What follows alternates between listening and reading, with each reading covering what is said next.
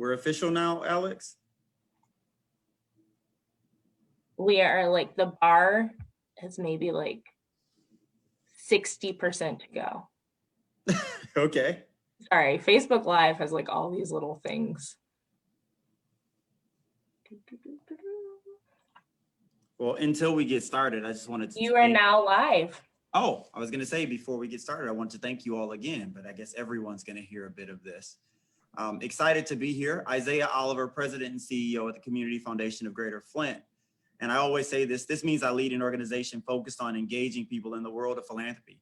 Today, I'm joined by an amazing panel of folks that are going to share their lived experience, not only in philanthropy, but their lived experience right here in Flint Genesee County in philanthropy. Today, we're celebrating Black Philanthropy Month, which is observed every August. The Community Foundation has taken some liberty over the last year to be thoughtful about centering equity and being intentional about racial equity or addressing racial inequities. And in doing that, we thought it was important for us to play part of this global celebration of a concerted effort to elevate African-American giving. And so with that said, I'd like to introduce a few folks that are joining us for this panel. We'll start with my good friend who's celebrating a birthday today. No, I'm joking. My good friend, Wanda Harden. And from Wanda, we're gonna walk through a set of introductions. If you can just tell everyone who you are, what you do, and why you engage in philanthropy, that will be helpful. So we'll start with Wanda and then we'll move forward. Wanda, you get to choose the next person so I don't have to interrupt. Okay. And then they'll choose the next person after that. Okay, very good. I'm Wanda Harden, and I'm a longtime community supporter. I am the Community Engagement and Communications Manager at the Flint Public Library. And the reason that I give or am involved in philanthropy is because I truly believe in service and giving back to the community. And the root of philanthropy is love of mankind. And now I choose Adrian. Thank you, Ms. Harden. As Wanda said, my name is Adrian Walker. I am a City of Flint resident. In my professional capacity, I'm the Director of Government Affairs and Community Relations for the Flint and Genesee Chamber of Commerce. And for me, while I choose philanthropy is, I think for the longest, I never thought of myself as a philanthropist. However, as coming up of age and being exposed more to the world of giving back, I realized that philanthropy has always been in my DNA. It has just been looked at differently. So as we're talking about giving back and not only, going off and doing great things, but reaching back and giving back to the community who gave so much to you. It's really the reason why I chose to be a part of philanthropy, not just in terms of my financial resources, but of my time and commitment to different spaces. And for me, I will choose my pastor, George Wilkinson.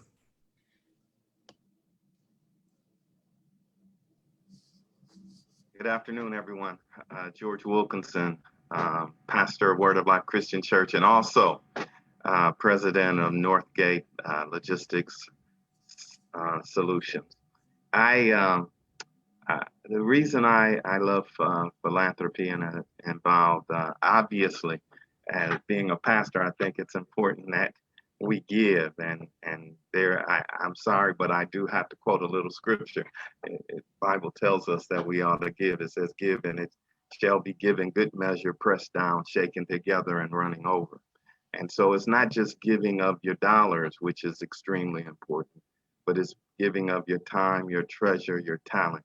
And so I just think that I have been the recipient of people that have poured into me across this community, and giving back is absolutely critical for what's transpiring in our community today, and then to put into others to help develop and mature them, cultivate them, and nurture them so that they give to bless community and to bless others.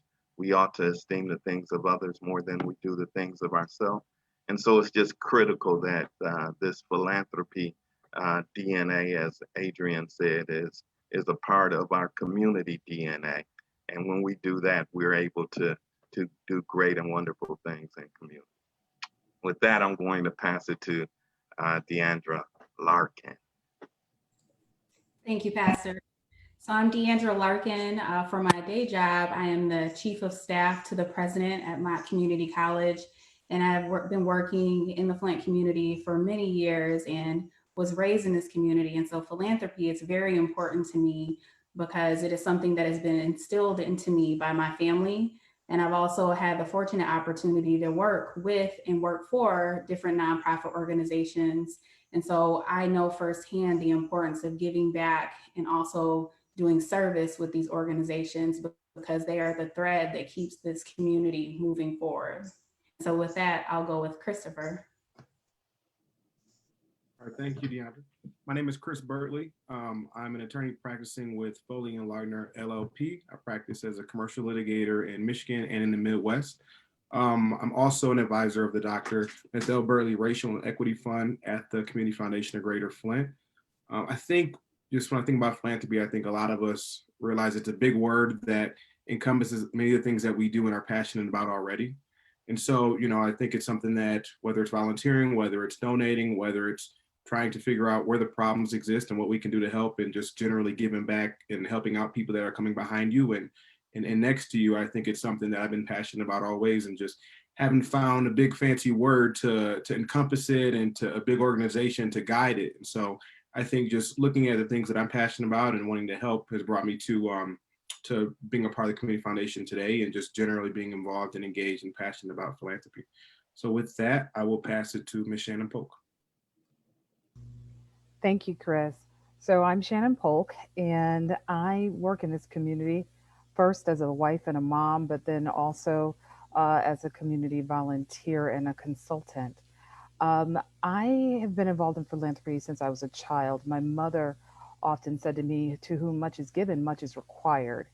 And meaning that if God had blessed you in any way, then it was only the least that you could do to give back, whether that was baking a cake when someone passed away, or if that was going to help a neighbor shovel out their driveway in the middle of one of these great Michigan snowstorms, or if that meant reaching into your piggy bank to donate to someone who did not have what you had. And so for me, philanthropy is just a way of life, and it's just part of what we do as Black folks here. And so I'm really pleased and appreciate the opportunity to be on this call. Thank you. Turn it back over to Isaiah. No, thank you all. Between Pastor Wilkinson and Minister Polk, I don't want anyone saying they're not signing in to Bible study tonight because they got their fix already. Now, I will tell you, Black Philanthropy Month launched in 2011 to commemorate the United Nations Year and Decade of People of African Descent. And every year they have a new theme for this. This year's theme, the theme for 2020 is Foresight 2020. As we think about the theme being Foresight 2020, what hopes do you have for the future of Genesee County? And I'm going to start that question off with Deandra. It's a weighted question, Isaiah. I try. So, 2020 has definitely been an interesting year. And so when we talk about foresight and what I really wish to see for this community, number one on my list is sustainability. And so I think philanthropy has a direct connection to that. I want to see economic growth for this community. I want to see resources that are greatly needed in this community to be sustained. I want this community to continue to move forward and prosper. The thing that makes the Flint community special is the people. And so I want to see that the things, the assets that we currently have continue to develop in a positive way so that impact can continue on long after I'm gone. So that's the Foresight 2020 that I'm hoping for. Thank you. Chris, could you take a shot at that one? What hopes do you have for the future of Genesee County?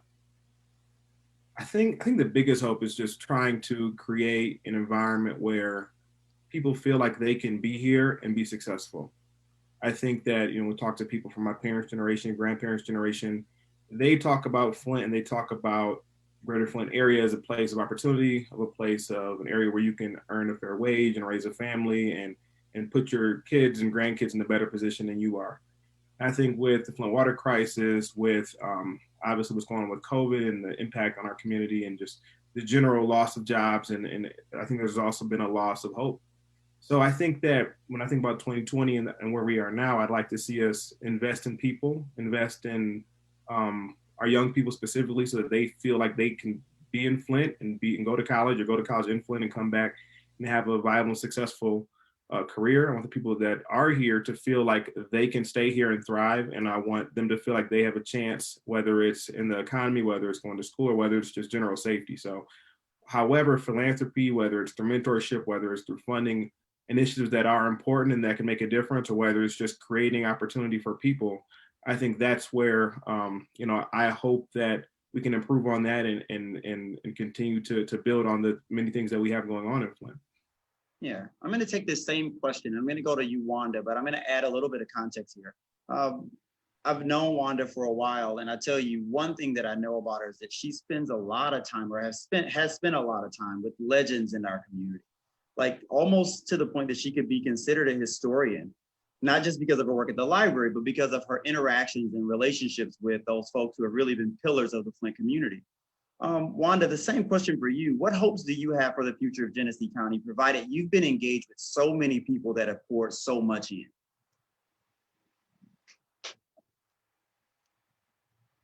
You're muted. Yep. Probably some of the same dreams that they had. For example, Dolores Ennis and Helen Harris worked with a lot of organizations to establish the Flint Educational Foundation at the Community Foundation that provides scholarships to students. Edith Spencer, who again wants to make sure that there are activities and that children have access to opportunities. Really wanting to see Genesee County continue to be a place of faith and hope, and building those hopes into reality. The Lenore Crowdy Center that just opened at Mott College is a wonderful asset to our community, but it all starts with people having vision. And I want us to continue to have a vision. You know what? Vision might take us right to our next person. Pastor Wilkinson, I'm going to lean in just a little bit. One, most of us know when you grow up in the Black community, if you want to get a question answered, not only about something happening real time, but if you want to understand a family and how long they've been in community and who went to what church and what community they're from, typically go to the pastor. And so that said, you probably have plenty of thoughts around hopes and dreams for the future of Genesee County. But could you answer that question through the lens of a pastor who has watched countless families be married or to lose loved ones, to experience hardships and celebrations? What are your hopes for the future of Genesee County? Well, my hopes, Isaiah, as I look through it from the lens of a pastor, one would be spiritual growth is absolutely, I think, critical to overall growth. I mean, I don't think you can separate anything from spiritual development, spiritual growth, and it encompassed in that is what we need for Flint overall, for Genesee County overall, and I would see that in terms of economic development, community development, and then I would say talent development as well. And so that's everything from education and the importance of education and what it's going to mean for our city, to economic development and everything that it means in terms of eradicating poverty and erasing that. And then I don't think that, people would say, oh, that's just a pat answer because he's a pastor relative to the spiritual element. But I would say when you look at our nation, our state, our city and county, when you look at the racial divide and the need for truth and racial healing and racial transformation, it is imperative that we, come together and that we eliminate these barriers that are out there that has prevented us from moving forward and having equity in community. So it's just extremely important, I feel it deep down in my heart and spirit as we see the things that are going on, that we have to really focus on having foresight in the future to have equity in community. No, thank you so much for that answer. And I also, we typically do this at the end, but I have to give thanks to Alex for pulling this panel together. You all are amazing, and I'm witnessing it right now, real time. And so real time, I wanted to say thank you to Alex Dawson for all that she did to pull this panel together. I'm gonna lean into our final two folks on this question.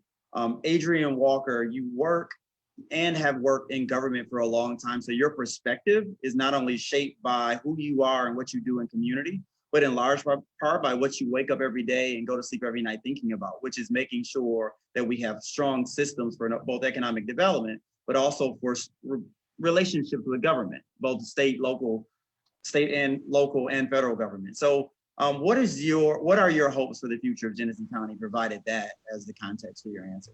Yeah, so as we're talking about systems and we're talking about government and we're talking about all the decisions that are made that ultimately trickle down to community, I think my hope for the future of Genesee County, for the city of Flint, very much specifically, is that our government and the different systems that operate continues to be and grows to become a reflection of the community they serve, right? So while it was amazing in 2008 to have President Obama, who inspired me to go off to DC and to pursue a career on the Hill, for me, what told me my first introduction to letting me know that I could get to that level was actually when I was in elementary school. And our mayor of the city at the time was Mayor Stanley.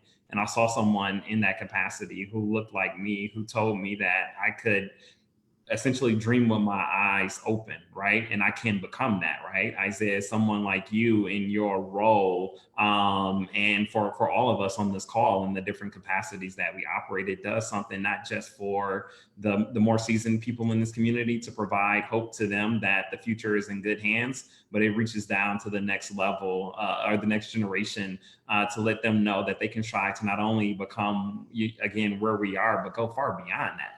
Which they should, right? And so my hope is that we invest in leadership through philanthropy in our African American community and grow that leadership to get to these points to, again, represent and have representation within the systems that ultimately are making decisions about us at the end of the day. Thank you so much. And then Shannon, we're ending with you, and I'm giving you no frame. Straight question. What hopes do you have for the future of Genesee County? My father always said that he wanted to see generational progression and not generational retrogression, right? And so to kind of piggyback on what Adrian was saying, my hope for Genesee County, particularly with the lens on the Black community, is that whatever has been our ceiling is merely the floor for the next generation, that they'll be able to catapult from where we are and take it forward. I know many of you on this panel, and you are parents, and some of you may be grandparents, right? And so your hope is always to see what that next generation will be, what they can become. And so for me, my hope for Genesee County is for people to see the legacy. You talked about the folks that Wanda has talked with, the people that George has pastored, the folks that Deandra, Chris, and Adrian are working with and talking to and grew up with. And so you just want to know that that next generation, as we think not only generationally, but globally, will be able to compete in the marketplace, because we, even in the midst of COVID, we're still a global society. So what is it that Genesee County is going to bring, not just to this community, but be able to offer to the world in terms of the next architects, the next musicians, the next pastors, those next global leaders? And so what are we putting in them so that we can have those seeds that will bear fruitfulness? So Shannon, I'm going to hit you with a back-to-back because you were so ready. You've worked, much like I have, in Big P Philanthropy, both as a practitioner and also as a consultant supporting those systems to be better. How can philanthropy help to achieve those aspirations that you just described? I think the first thing we have to do is active listening, right? Really hearing from the voices on the ground, both at the grassroots level and at the grass tops level, to hear what they're saying. You know, I think back to a story where my mother used to talk about how She was waiting to give me something to drink, and she pulled out everything out of the fridge except for what I wanted, which was a glass of water. She handed me milk, she handed me Kool-Aid, she handed me orange juice, but she couldn't hear what I was saying. What I said was I wanted water, but because she didn't drink water, that never seemed like a viable option to her. Oftentimes in big P philanthropy, we don't always know what are viable options on the ground to the people we're trying to serve. And because it's nothing that we would consider, we don't always make it an option. And so the question is, how can we be better listeners? How can we go in with an asset-based research model that says there are already good things happening? So how do we build and how do we support and add to that, as opposed to perhaps coming in with a different mentality that says, I know best. I often feel that coming up in this community, we always said everything we need is right here. Everything we need is right around this corner and right on this block. And so I feel that the answers that we need, they really are right here if Big P Philanthropy is willing to listen, really use active listening and hear what the voices are saying. So Adrian, I'm going to take that same question and just kind of try to walk this backwards if my memory serves me correctly. Adrian, you talked a bit about how state, local, and federal government can step in and support. And what we found in the more recent past is that philanthropy has been doing more than just filling gaps, doing more than just research and development. They've been leaning in and filling essential gaps in our communities. What things can philanthropy do right now to help us achieve those aspirations that you described in the first answer?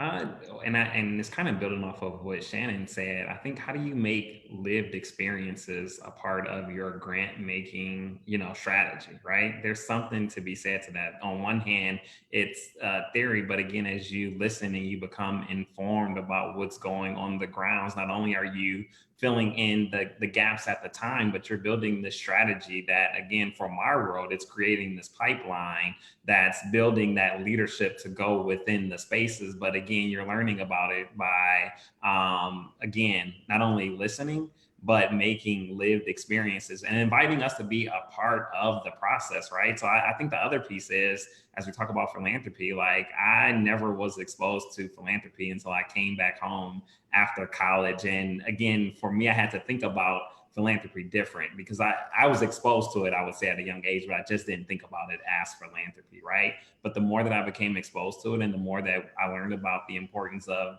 yes, giving in the moment, but creating sustainability that's building towards the future and incorporating a strategy that is evolving with the changing landscapes, that's the more that the more of the opportunity that you can have impact, in my opinion.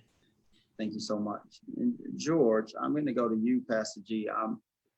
You're an active and current trustee of the Community Foundation Greater Flint, and you've been a trustee for the last 9 years. You've also had the opportunity to serve as chair of the Community Foundation of Greater Flint Board of Trustees. From your perspective, I would say from an insider's perspective, you've seen these systems at their highest level. You've seen us talk through and think through how we might respond. How do you feel like philanthropy can help to achieve those aspirations described earlier? Well, I believe that philanthropy is key and critical.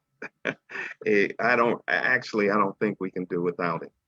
And I believe that the people that are leading philanthropic organizations, and then those, because philanthropy, I don't think just is C.S. Martin Community Foundation and Ruth Mott Foundation. It's churches, it's all of us doing great work, but from a very focused and formed, organizational aspect. I think to really what Shannon said was right. Active listening and being focused on what the needs of the community are, and really having foresight and a strategic plan that really addresses the needs of the community. And I have to give the Community Foundation great accolades because I think that it's done an outstanding job. And I hate blowing up Isaiah's head, but it's true. He has been an outstanding leader for the Community Foundation, and so was Kathy. But for this time, he has done tremendous work. And I believe it is all etched in that strategic plan that has been designated and is focused on everything from equity and then economic focus, and then on educate. It's every aspect of community that is required in order for us to really achieve the things that have been designated by the foresight of 2020. And it's through that strategic plan that these organizations have developed that really focus. Ruth Mott has done a great job on the north end of Flint, focusing on the needs of that community. And it's that kind of foresight, that kind of leadership that is going to allow us to achieve in the future.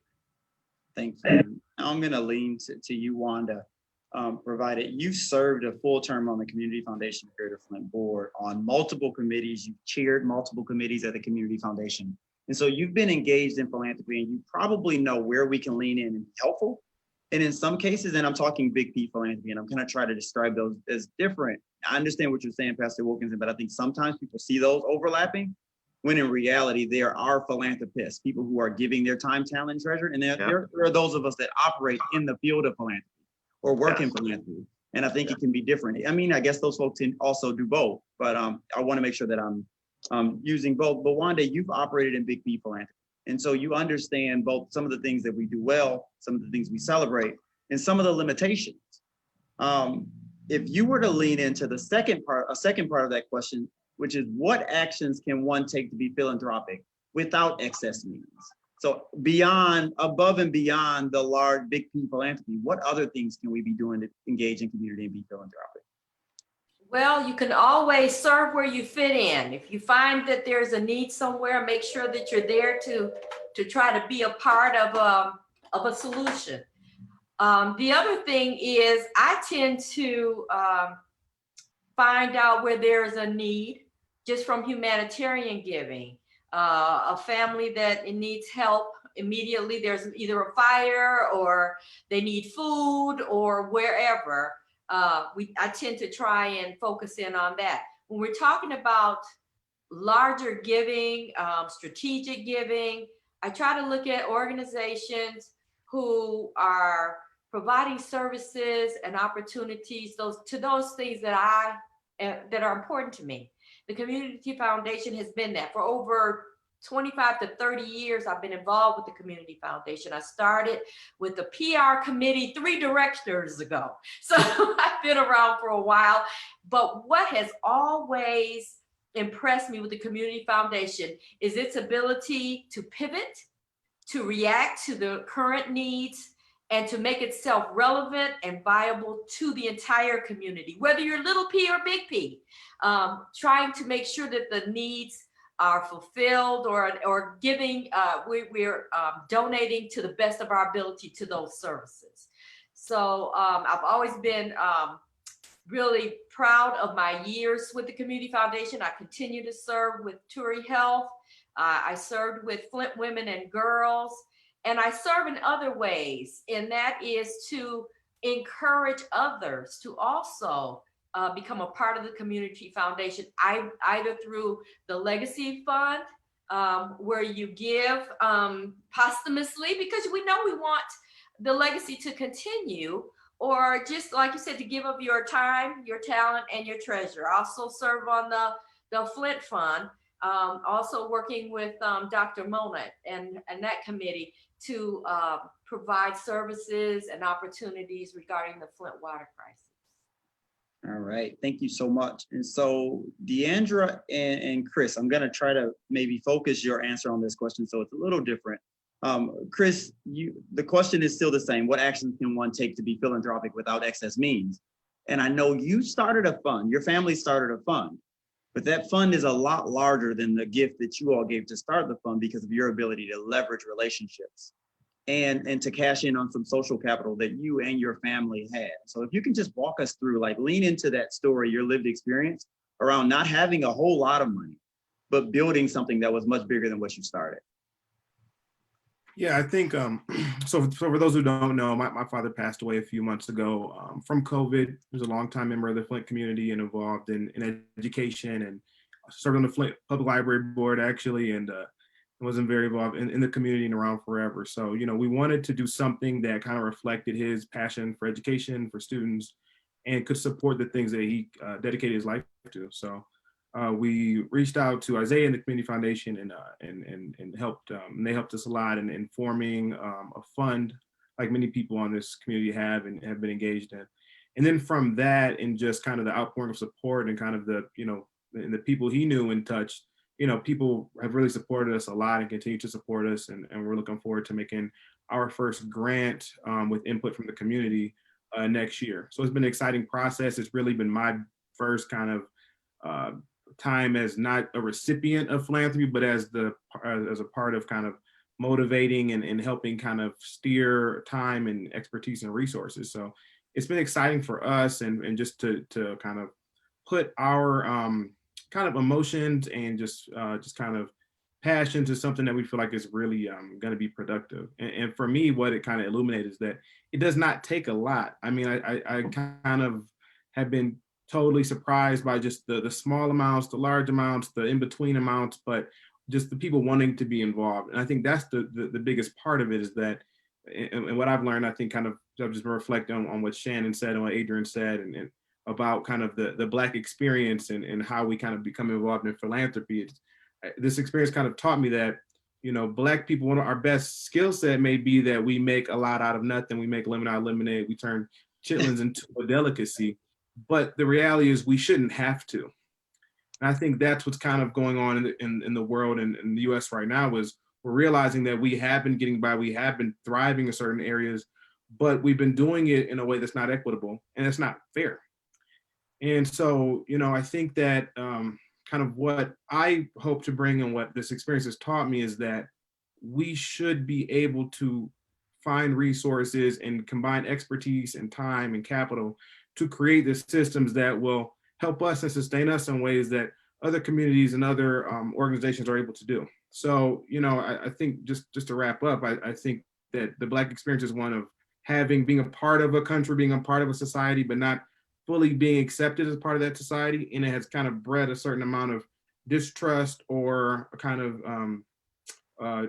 just ability to try to make do with what we have. And we create our church organizations to directly impact needs as they happen. When someone's hungry, you give them a meal and then you make a food bank, right? So I think that level of giving that we have in philanthropic reaction that we just have as a part of our culture, I hope to be able to help build and help create the more sustainable models that lean on people's time, people's expertise and relationships to create something bigger than themselves. And that's what's possible through philanthropy and whether it's small p philanthropy or transitioning to big P philanthropy, but just being guided, being intentional, and being a part of structures that support us and control, and ultimately controlling our own dollars in our own community. Wow. So Chris, I'm going to pick up on one thing you said, which is really hard because that was a lot. And I appreciate you for everything you just shared. Deandra, he talked about being intentional. And I guess that was probably the thread through Chris's whole comment, was about being intentional. And what I've learned about Deandra, so I'm not steering from this question, just offering more context. So same question, what actions can one take to be philanthropic without excess means? But Deandra's a grinder. When I first met Deandra, she was working at Whaley. She was running a few different fundraising campaigns for Whaley. She was at every event. This was pre-COVID when we could go to events and engage with people. But she was at every event and she was spending social capital. She was collecting coins and spending coins as fast as she was getting those.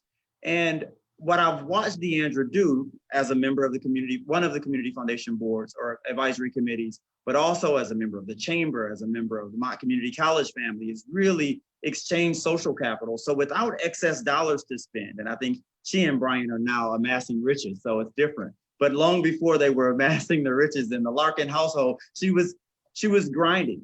And so Deandra, in this moment, I mean, just recently you brought some folks to the Community Foundation, which were family members of yours. And just before that, you were engaging, giving both your time and your talent to the organization that you cared about. Just talk to us a little bit about your lived experience in giving more than maybe you have to give in the moment. Thanks, Isaiah. I'm glad that you noticed and appreciated the grind, because it was when I was at Whaley, and it was one of the most enjoyable times of getting to know this community while serving a population of youth that really needed that funding to help make their lives better. But you hit a very good point. When I started working at Whaley, I was a single mother. My daughter was really, really young.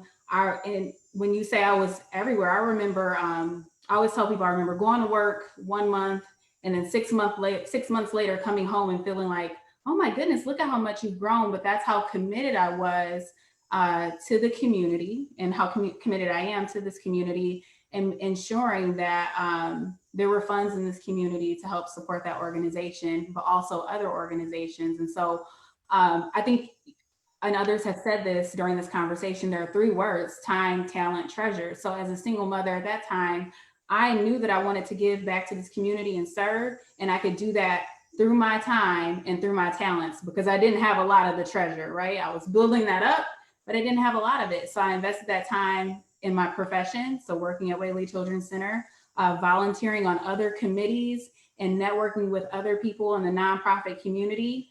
And that really opened the doors to meeting donors in community and understanding how they viewed Flint and Genesee County and what was important to them. And so, I spent a lot of evenings at networking events. And so that was me giving of my time. And when we talk about giving of talents and the introduction to that, my introduction to Whaley was not through the form of a job or applying for a position. I served on their golf outing committee and showed great interest, and that opened the door to, hey, would you like to work here? And so I was able to use my talents to show them what I was able to do to get my foot in the door. And that actually opened the door to me working at the Flint and Genesee Chamber and meeting wonderful people like George, who was on this panel today. And so nonprofit, philanthropy, service, giving, it is the thread that runs through this community that really pulls us together. And so as I was able to, advance my career and my profession, I was able to, raise the treasure in my personal life, right? So that I would be able to give of more time to serve on committees. So for instance, I am the chair of the Flint Women and Girls Fund Committee at the Community Foundation of Greater Flint. I love women's organizations. I love building the lives of young girls in this community and letting them know that they can do any and everything that they want to do. And if there is a roadblock, I am invested in showing them how they can remove that roadblock successfully so they can do exactly what they want to do so that they can be successful. And so those are my passions and interests. And I think I got that from my grandmother. I watched how much she gave to this community, how much she gave to her church, how much she gave to her career, and how she instilled that into her children. So my aunts and my uncles and my father. And so she passed away about 4 years ago, and my grandfather, her husband, passed away when I was in college. And during, since she's passed away, have been thinking, what is something that my family can do to honor their legacy in this community? My grandfather was very big on ensuring that people had jobs in this community, especially veterans. My grandmother was huge in her church, but she was also huge on supporting athletics and youth in this community. Our family, the McCain family, was known for being very supportive of Northwestern athletics. And I said, okay, well, this legacy must live on. And so using my experience in fund development and rallying volunteers in the community, I said, I can do this with my family. I can get them together. All of my aunts and uncles are very different, but I know they'll be on the same page about this. So I started calling them one by one, and I said, you know what? I've been serving on this committee, this advisory fund committee at the Community Foundation of Greater Flint, and I think that we could do something similar in my grandmother and grandfather's name, and their legacy can live on, and we can help support nonprofit organizations in this community in their name for good forever. And it was that simple. I got on the phone and they said, well, Deandra, if you're telling me that this is a good thing to do, we believe in you and we'll do it. And so I knocked out my grandmother had 7 kids. My dad, I see him all the time. So I asked him, he was on, and everyone else said yes. And so we are establishing the Herman and Vancy McCain Family Fund so that we can continue to make sure that their legacy lives on and that we're supporting organizations in the community that they devoted their lives to. So I think it's a wonderful way that if you don't necessarily, I'm not rich, but I know that I knew I could pull together my family to create this fund. So they're establishing the fund. And when you have, when your grandparents have 7 kids, there's 13 grandkids, and I can't even tell you how many great grandchildren and great grandchildren. But we plan to use that as an opportunity at family reunions to say, hey, donate to this fund. Look at the organizations we've been able to support over the past year and allow that fund to continue to grow. So to those who may not have a lot of means, you can give of that time. You can gather people together to understand what opportunities are out there for you to add your dollars to something greater that continues to give to the community. And then we all have talents that we can give to these organizations. So whether it's social capital, your social talent, whether you can write well and you're going to be on that public relations committee, like Wanda mentioned earlier, you can carve out that little bit of time to give of your talents, if nothing else. Thanks, Thank you Isaac. so much, Deandra, for everything. And I'm going to piggyback off of one thing you said and just lean into it a little bit, because George will know this. In our last strategic plan, we looked at that moniker, that for good forever, and we thought about it quite a bit. And one of our trustees, Mark Miller, decided that we needed to say just a little more than just for good forever. We needed to say for good forever for everyone, in order to build in the equity that needs to happen, or to be thoughtful about inequities that happen, right? And inequities are a little bit different than disparities. Disparities are differences that we see. Inequities are differences that we know are created by systems, right? They're creating those inequities. And so I'm going to lean into a third question. And this third question is actually coming directly from Facebook. I'm not going to direct it at any person, although I would love it if Shannon kind of jumped in first here. I know she has some experience in this space. I'm going to read the question verbatim. That way I'm not mincing words here, because the person did write it. It says, how can Black philanthropists lead equitable development in underserved and marginalized Black communities? I'll read it again.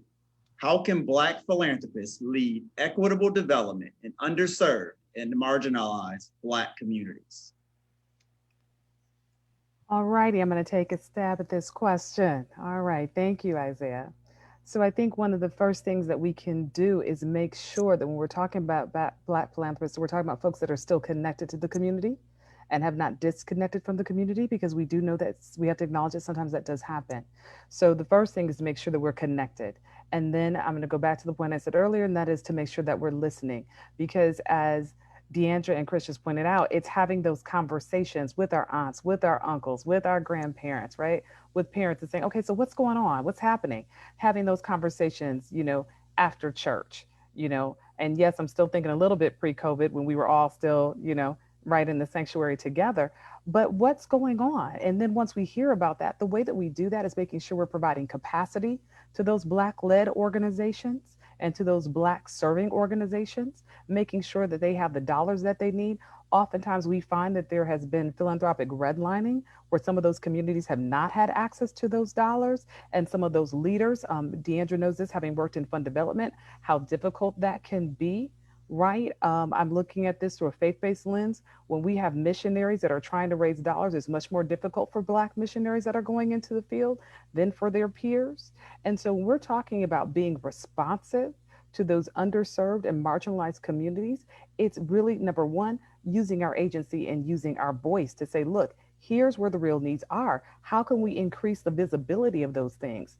Oftentimes what happens is that people turn a blind eye. They don't want to acknowledge where those gaps are. And I think we have to be very vocal about those gaps. And then increasing that visibility, then bringing those dollars in to directly address those problems. Not to mince words about it, but to call it what it is, and then to bring attention to it. And so to me, that's the power of Black philanthropy. Now, if you want to look at some of those large scale things, I think it's initiatives that we've seen from people like Beyonce, initiatives we have seen from other Black celebrities who are shining a light in their hometowns, whether that's Houston, whether that is LA. We see that happening, going back into those communities and saying, look, I know what the need was because I was raised in that community. I was that kid. I lived on that. I lived in that neighborhood. I know what that is.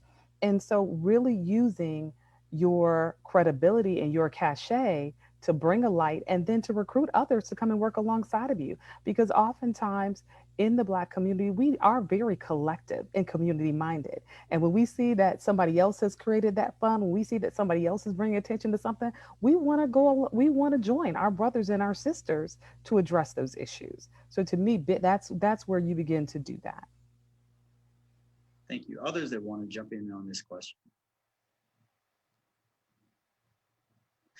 It's thoroughly covered. There's no more else. There's nothing else to say. What you gonna say after that? You know what?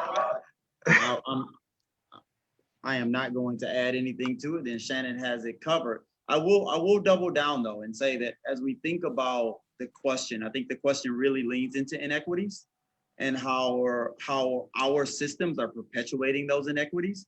And for a question like that to even come up suggests that either we're not investing in those areas strategically, or that it's pretty, I mean, and quite frankly, I just read a report from the National Committee for Responsible Philanthropy that suggests that community foundations, of which there are 900 all over the country, 50 something of those in the state of Michigan, they're not investing in Black communities. And so that is not just a question, that is not just an assumption. Somehow our hopes for community, which is the question we open with, and the authorizing environment that we're talking about right now, whether they be Black philanthropists or Black people that are leading in philanthropy, hasn't found a way to lean into the capacity needed in Black communities, the capacity needed to make those communities better communities, more livable communities. And we have to figure out how we round that. I'm a visual person, so I'm seeing that as a triangle, right? You got the hope for community, we got an authorizing environment over here, and we've got capacity needed. And we've got to find a way to connect folks that have a similar hope to the authorizing environment and the capacity needed in ways that make sense.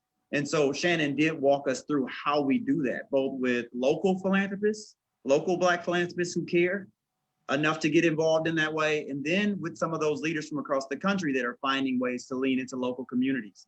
And so I think it's important that we are always thoughtful about that, because you brought up philanthropic redlining, and that's we can have a whole conversation about philanthropic redlining and what it means. But I think we can also, we can acknowledge some things. I say this all the time. There are 900 community foundations all over the country. And I don't say this as a feather in my cap, but I do say it as a way of us acknowledging what it means to operate in big P philanthropy. I only know of 7, maybe 8 Black men that lead community foundations. There are 900 all over the country. If the Community Foundation of Greater Flint board that was chaired for a long time by George Wilkinson, led by Wanda Harton, didn't make a decision to hire the Black guy from the north side of Flint, there would be 6 community foundation presidents all over the country that are leading work that is important to the fabric of the communities that we serve in. And we wouldn't have perspective of folks that are from the communities. They wouldn't have perspective of folks that are from the Black community, for the Black lived experience. And so one, that I'm saying thank you, but I'm also saying, not as a feather in my cap, but man, that's awful. And so what can we do to have better actors in the philanthropic space, both in big P philanthropy, but also in how we engage in giving time, talent, and treasure across the board? Because you can't blame it all on little P philanthropy and how we give our time, talent, and treasure. You can't blame it all on big P, but there is some combination in between the two where we have to figure out where our giving power is and what we're leaning into. That said, Yeah. Isaiah, just to pipe in on that, just please. You mentioned how do we change that, and I believe how we change it is that we one have to move from definition to demonstration. Those who are leading in Black philanthropy have to bring others along and position them to be in a pipeline that will allow them to move forward and get them ready for those kinds of positions. But I would also say that the Beyoncés and all the other major entertainers and athletes that have significant prowess financially have to use their dollars to say that we want to position our dollars over here, but we're not going to do it until we see people that look like us in those roles. And just like what FedEx and others did with the Washington Redskins, and they said, no, you can't use that name anymore. We're pulling our dollars until you make a change. And until we stop funding things that don't support what we need, we will continue to be misrepresented and underrepresented. So I'm gonna get to the next question. Oh man, I'm gonna get to the next question, and I'm not supposed to be on the panel, but I'm gonna say this, George. When we had our first conversation with Bruno Mars's team, he was very intentional that he was going to give $1 million to an organization that was led by a person of color. No questions asked. $1 million wasn't coming to Flint if it wasn't to an organization led by a person of color. And he did his own due diligence to make sure that that was that. We had a similar conversation with the Jay-Z's and Beyoncé's during the water crisis. And so I do appreciate leaders, and I'm going to call them leaders, and people have other names, but I'm going to call them leaders in our communities and across our country, Black leaders that are leaning in and using their social capital to ensure that dollars go to places that are going to at least acknowledge the lived experience of Black people. Right now, we live in a majority minority city, and 20% of the people in Genesee County are Black people. We have to be thoughtful about the wants and needs of those folks as we're engaging in philanthropy, whether it be big P or little p. The next question that I have, I'm going to read it straight out. And I see two questions here. And so I'm going to read it straight out, and then I'll come back with a follow-up. The question is, how can philanthropic organizations foster collaboration amongst grant applicants? Can there be a priority to discourage unnecessary competition amongst applicants with similar proposals? Again, how can philanthropic organizations foster collaboration amongst grant applicants? Can there be a priority to discourage unnecessary competition amongst applicants with similar proposals? Take that question, but feel free to elaborate on the idea of competition and discouraging competition and the thought of similar proposals and what's happening in certain communities that they may not see the results of investments that are made. And just, there's a lot to unpack in this question, and I want to give you all the opportunity to unpack it. I'd like to address that. Please. Having gone through many grants over many years, what we have found in some cases is that organizations don't always realize they have similar missions and goals. And when we do find that to be the case, we encourage them to talk to each other to see where the common ground is and where they can work together to build a bigger impact. So again, trying to connect people, which is another thing the Community Foundation, I think, has always done well, is try to connect people. When we were doing the work around food, we tried to bring all the players together who had a stake in the ground on food and providing food in the community so that they could talk about how do we create a new model for providing food in the community. And so now we have, Flint Fresh, et cetera, that came out of that work. So it's all about people coming together, realizing that their missions do have similar ground and beginning to build on that. Did anyone want to take a lean into trust? I'm just throwing buzzwords out here. Did anyone want to take a lean into trust on that question? Nobody, no takers. Oh, well, I'm say it. We're a city of silos. Okay, we know that we silo, and we shouldn't, because we know that we can get so much more out of the community when we do look at each other's strengths and begin to share. But yeah, we do have issues with trust, and we do have issues with silos. Mm-hmm. I agree with what Wanda is expressing with the issues with trust and the issues with silos. And I believe that the solution she already gave in her previous comments, and that when we bring people together, when people have the opportunity to really understand their commonalities and that they have the same goal in mind, that maybe that trust could be built in order to eliminate the feeling of competition so that resources can go further. Because we know that there are so many nonprofit organizations here in Flint and Genesee County. I can't even tell you the exact number because there are so many. And so with the same or similar missions, fighting for the same or competing for the same dollars and the same funding. So ultimately it's how can we assist in helping them build that trust to get to know one another, because often there are nonprofits with the same missions that say, well, I can do it better, or I've heard about what they do over there. So how can we be assistants in bridging that gap? Here's another example of a unified front, and that is the development of the Flint Area Educational Foundation. Because really what it is all of the sororities and fraternities coming together, the African-American sororities and fraternities coming together under a common umbrella, and that is to provide funds for area students. And while we all have our own individuals, we still realize that it's really important to have that umbrella organization that provides funding for students. Yeah, Isaiah, Yes. I think you can have diversity of thought and still remain united. And I think that that's one of the things that we suffer from, and why trust is such a big issue in our community, is because diversity of thought is, if you don't think like me, then we don't want to, arrange. So the competition and all of that exists. And sometimes that's not a bad thing. Competition breeds better opportunities, yet collaboration is always better. And we can collaborate even when we have, when we compete on common causes to drive a better community. And sometimes you come together on certain projects and you'll be able to move things forward. Yet on others, you may not be able to do that.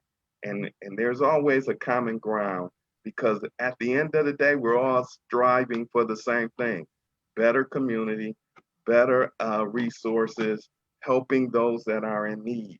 And we shouldn't be fighting against each other in order to accomplish those goals and objectives. Yeah, it's interesting. It's interesting that you say that, George. As I think about this, and I've had the opportunity to engage with community foundation leaders all over the country. And I remember being in a community in Colorado. I'm not gonna say exactly where it is, but they said it was the happiest place in the country, one of the happiest places in the country. And then I remember thinking in that moment, man, I live in Flint and people are always fussing about something. And when you dig deep into those very happy communities, it's usually a facade where they've decided to trade off some of the things that are bad for the feeling, for the idea of being happy, for the idea of being content. And I think people in Flint reserve the right to question everything. And we are those folks that are born and raised with a mission and a vision to get something done, and we give everything that we have to getting it done. And so when you have that kind of energy in a community, everybody's trying to fix, because we don't embrace anything as perfect. We've watched our community evolve and change from from carriages to General Motors to eds and meds, and right. And we're trying to figure out how to be fixers, not just talkers. Because in Flint, we got a whole lot of people to say, there's a whole lot of sayings about talking. What talk gets you, what talk doesn't get you. And people in Flint aren't for a whole bunch of talk. We're doers. And so when you have a whole bunch of doers, organizations like Community Foundation get to see the best proposals from the best doers. And there's never enough money to fund all of the doers. And so this question is saying, for me, this question was saying, it's not only saying, how do we get these organizations to have some interorganizational trust, right? Understand one another, unite, connect. But what responsibility do we have as a philanthropic organization that is funding the doers to see to it that the doers come together? And I need to spend some time thinking about that. I don't have a direct answer, but I do appreciate the question, because this isn't just these organizations need to figure out a way to trust one another and do work, understand what's happening in the landscape. There is a responsibility for the organization that funded over 546 proposals last year and read through thousands to figure out where the gaps are and where the connections are, and figure out where and how we lean into our community leadership to see to it that those organizations work together, and figure out what working together looks like and what you compromise in working together. And so I think I just need to think about that one. I'm sorry for answering too much, but that's one that I need to spend some time with, because that question kind of got me going. We have spent all of an hour already. There's probably going to be a part 2 or 3 or 7 or 8 on this thing, because I didn't get through nearly as many questions as I should have. But I will leave the meeting with this question, and anyone can take it on that would like to. And it's really a shameless plug, because part of this is really elevating the work of philanthropic organizations, including CFGF. Why have you invested your time, talent, and treasure with this organization? 32 years here, established back in 1988, a significant number of assets, 448 volunteers, 20-something odd staff members, 26 trustees. why have you made a decision to invest your time, talent, and treasure with this organization?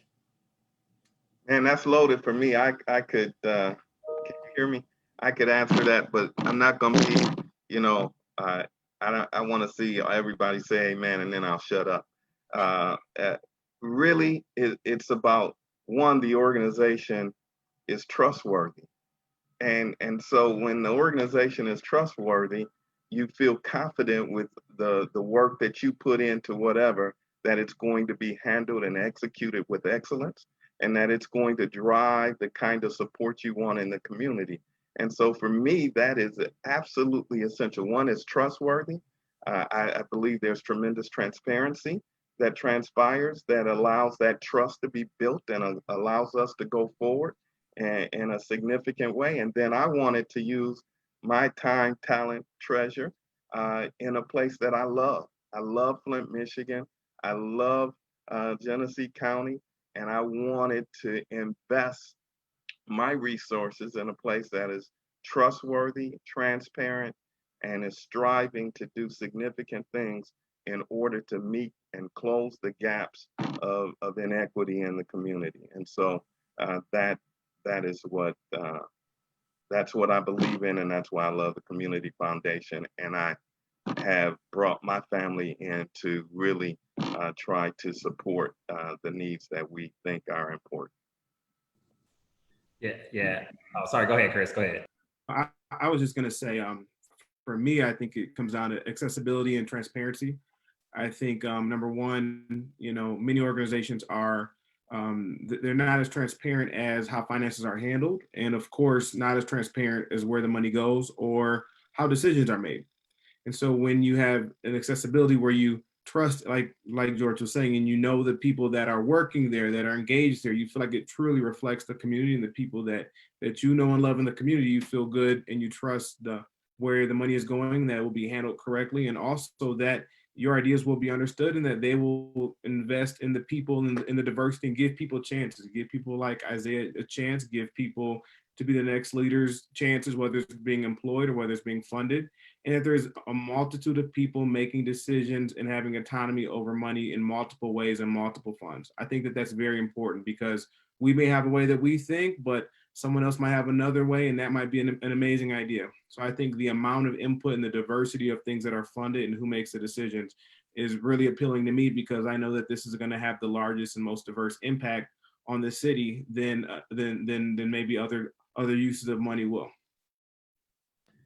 Yeah, Isaiah, I was just going to answer something. I have to head off, Isaiah, but I want to say thank you, and I appreciate everything, and awesome fellow committee members and everyone. So it was awesome. Thank you so much, Chris. Thank you for your leadership as well. Yeah. All right, Isaiah, what I was going to say is, so I've been affiliated with the Community Foundation for about 5 years now, and how I became initially, I knew nothing about the Community Foundation. Literally, Alex was the one begging me to join Gen Forward. I didn't even know what it stood for, but after a long time of being begged, I finally joined Gen Forward and learned about foundations, and specifically how you didn't have to have this mass amount of wealth to be able to give, right? So initially coming back to a community, being young and being not connected to the foundation space, I learned about how I can have collective impact by joining other individuals who want to have an impact in the Flint and Genesee County area, which the Community Foundation allowed for that. As I grew and as I'm continuing to grow in my philanthropic journey, I'm learning the impact of, yes, sustainability, but also leaving a legacy, something that lasts beyond you. And Isaiah, I will be honest, something that really continued to sell me on it was seeing the Community Foundation at work. So wanted to mention our Divine Nine community. More recently, you all have had a hand in our Alpha Esquires program. Specifically, the way that our organization traditionally had supported these young men for over 20 plus years is philanthropically, but more so just passing a hat around and everybody donating, right? And you all, especially under your leadership, help us to think bigger about what sustainability could look like by creating an endowment that not only benefited the young men that are going through the program now, but the ones that will be hopefully going through the program from generations from now. So it was seeing the community foundation in action, getting involved with it from my early adult years and returning back to the community and wanting to have collective impact that made me a believer in the work that you all do and continues to bring me to the table in terms of investing the resources while I have and giving as I go. Well, for me, the late attorney Jack Weingarten brought me to the table. And I also, of course, had Dolores Ennis and Helen Harris, who were my mentors. And I really felt that once I was at the table, I needed to make room for other women at the table. So DeAndrea and Shannon came on board with the Flint Women and Girls when I left, and I continued to encourage people to be a part of the giving. One of my favorite parts of the Community Foundation is neighborhood and small grants. I go to that open house they have every year. I try to set up a table. The library is always involved because it's important for the community, the grassroots community, to understand this is accessible to them.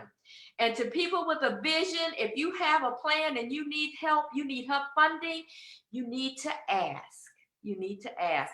Put together your plan, bring your proposal to the table. There are always people there who are willing to assist you in building your grant. You don't always have a professional grant maker to help you write your grant, but they will assist you to make sure that your grant has an even chance to be funded. So please ask.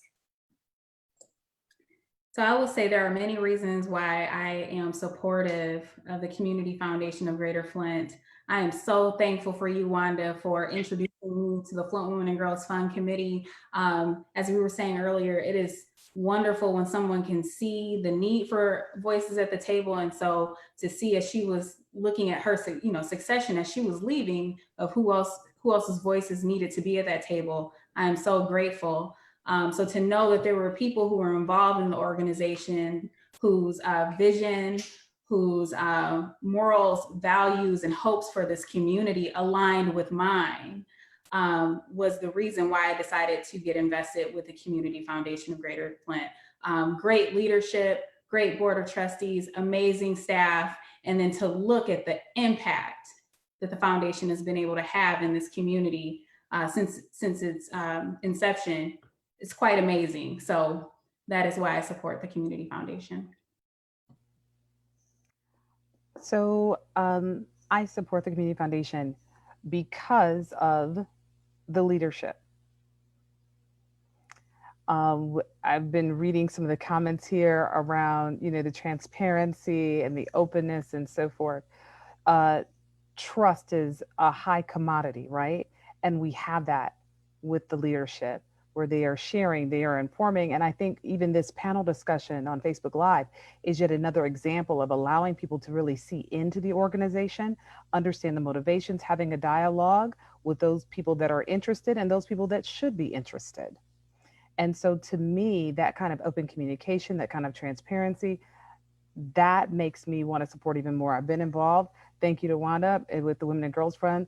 I was involved in the inaugural committee of Gen Forward, just because I believe in how this organization operates and the mission that it truly is for good, forever, and now for everyone.